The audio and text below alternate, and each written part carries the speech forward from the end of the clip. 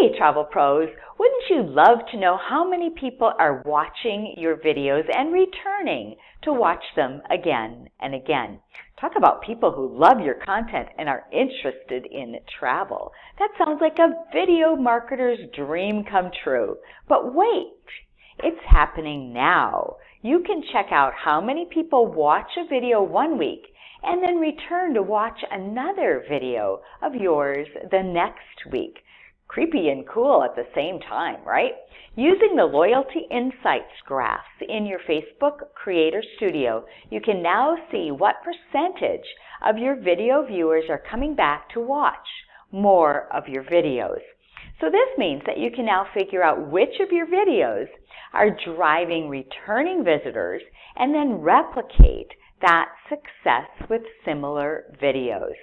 Super easy. Go ahead, check out your Creator Studio right in your Facebook Ads account today.